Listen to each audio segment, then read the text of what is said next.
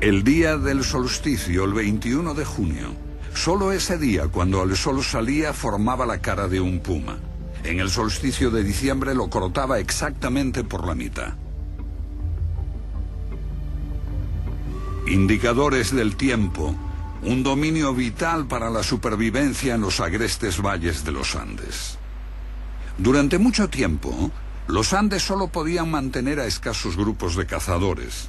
Los cultivos eran muy precarios en las deslumbrantes altitudes, atravesadas por el viento y las devastadoras heladas. Las selvas amazónicas lo asfixiaban por un lado y el océano y el desierto más seco del mundo por el otro.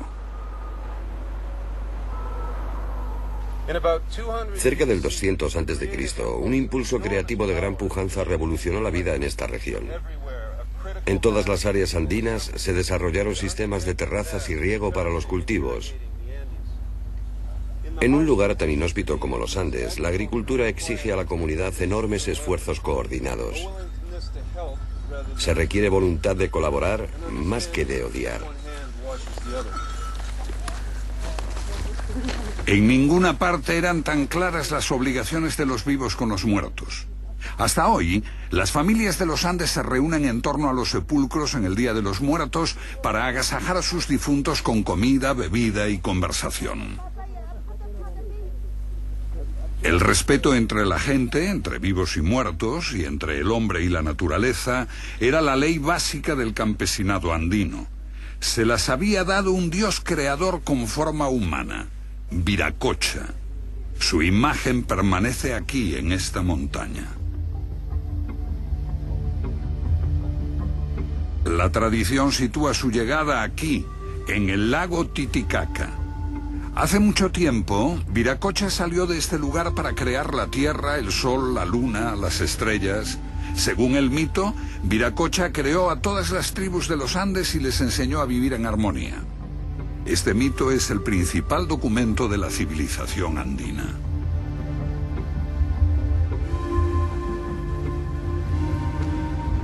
Cada tribu poseía un lugar propio llamado Pacarina. Podía ser una fuente, una caverna o una colina, de la cual habían emergido los ancestros de cada tribu, llegados desde el lago Titicaca y enviados por el dios Viracocha para poblar los Andes. La Pacarina era como el título de propiedad de una tribu. Demarcaba el derecho de posesión de las tierras tribales desde tiempos inmemoriales. Lo genial de este sistema era que la Pacarina significaba el lugar del amanecer. Del mismo modo que cada estrella tenía un lugar fijo en el firmamento en relación con las otras, cada tribu tenía su propio territorio bien fijado y podía vivir en armonía con todas las otras tribus. En cierto sentido, una Pacarina es literalmente un portal a las estrellas. Aquí, en la cúpula del cielo, están escritas las formas de pensamiento de la civilización andina. De noche, resplandece un firmamento de brillo inmaculado. Aquí está la Vía Láctea, una banda brillante en el cielo centellea con tal intensidad que su gran espiral de polvo interestelar aparece con asombrosa nitidez. Oscura e insondable. Estas nubes negras reciben el nombre de llama, cóndor, perdiz, sapo, serpiente, zorro. Los enigmas de los Andes. Vayamos a la búsqueda de sus secretos. Algunos los conocemos gracias a esta anciana alemana y a las desiertas planicies que ella preservó para la posteridad. Aquí está en sus últimos días la difunta María Reiche y la maravilla que es Nazca.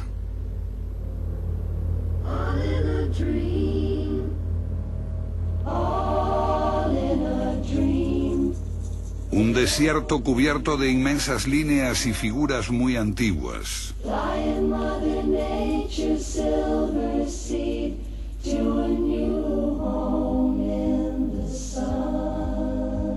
Su significado es confuso, pero debe de tener relación con la astronomía. Este es un testimonio de una visión mágica del mundo, el cosmos y sus poderes. Estas imágenes permanecieron mudas y desconocidas durante siglos porque en la Tierra son virtualmente invisibles, solo se captan desde el aire. El mono representaba la llegada anual del agua. El milagro de la vida para ese pueblo del desierto era anunciado por la aparición de esa constelación. Una enorme fortaleza destaca sobre Cuzco, antigua capital de los incas. Forma la cabeza de un puma con la ciudad debajo, que es el cuerpo del puma. Y esto solo es visible desde el cielo. Pero si el mundo entero cree que el desierto de Nazca es único, se llevará una sorpresa. El día del solsticio, cuando el sol está en el extremo norte o el extremo sur, en junio o en diciembre, el 21 de junio, el sol del solsticio ilumina las montañas del Valle Sagrado. Aquí, el investigador peruano Fernando Elorrieta descubrió una pirámide con una base 28 veces más grande que la Gran Pirámide de Gizeh, diseñada para permanecer invisible. Las líneas marcan los solsticios de junio y diciembre y también los equinoccios, el 21 de marzo y el 21 de septiembre. La pirámide solo puede verse desde las montañas. De ninguna manera es posible comprender que estamos sobre probablemente la pirámide más grande del mundo. Esta es la ventana donde ingresa la luz del sol en el amanecer de junio 21. Es un inmenso reloj de sol y de la eternidad.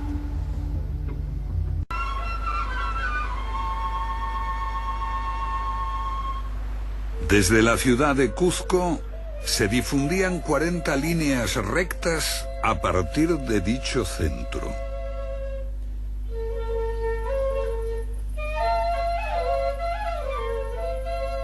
Aquí surgió un nuevo poder en los Andes, los incas, durante un momento breve, brillante en el tiempo. Su aparición queda oculta en los mitos. Los narradores dicen aún que el dios Viracocha bendijo a sus antepasados al dejar este mundo y dio su apoyo a los incas para asegurar sus derechos en este mundo. En una de las más inaccesibles regiones de la Tierra, conquistan un imperio de una extensión similar a la existente entre Canadá y el Caribe o desde Islandia al Sáhara en un breve periodo de solo 80 años. Abolieron horrores tales como el canibalismo y la explotación de los campesinos por la clase guerrera y restauraron la paz después de 8 siglos de continuas luchas. Así se impusieron sobre los otros. Llamaron a su reino el Imperio del Sol.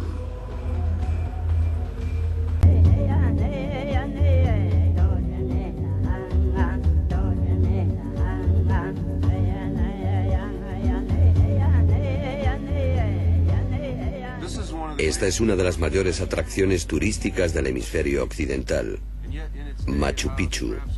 ¿Pueden imaginar el aspecto que tenía esta ciudad inca en sus días de esplendor? A diferencia de otros imperios, los incas no malgastaron su talento erigiendo templos profusamente adornados. Por el contrario, construyeron en la tierra. Por todos los Andes, los incas impusieron un férreo sistema donde cada tribu conquistada trabajaba por el bien común. El dinero era desconocido y la propiedad privada estaba severamente limitada. La grandeza se consiguió centrando todas las energías en la construcción de terrazas, sistemas de riego y carreteras.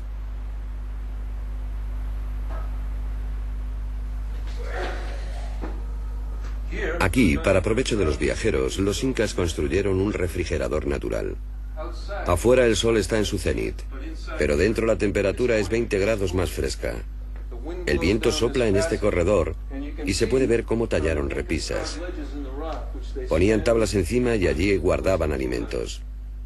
El viento soplaba por arriba y por abajo, refrescando y secando esos alimentos. Al intentar restablecer la armonía de los tiempos de Viracocha, su principal preocupación era la restauración de la magnificencia perdida. Para crear un imperio que no conociese el hambre, construyeron almacenes de alimentos en todas partes. La comida se podía transportar a cualquier lugar del imperio en pocos días para alimentar a la gente hambrienta. Almacenes como este, colocados en lo alto sobre estos riscos donde se guarda maíz que el viento de este valle mantiene seco y evita que se pudra.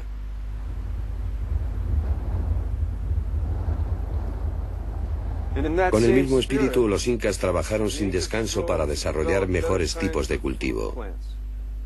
Este lugar, Moray, es una estación de experimentación agrícola y se usaba para adaptar las plantas alimenticias de altitudes más bajas a otras más altas.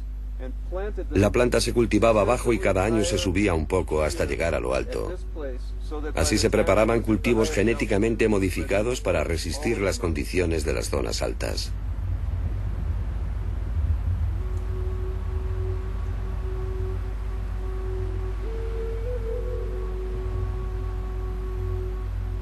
Los incas se esforzaron en crear paz y justicia, para unir a las tribus guerreras, para crear magnificencia y belleza.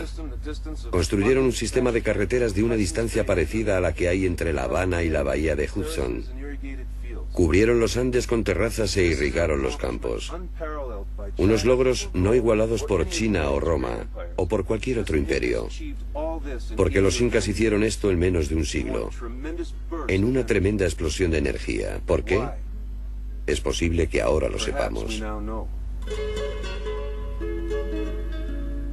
Sol radiante de los Andes, tú que caminas por el mundo,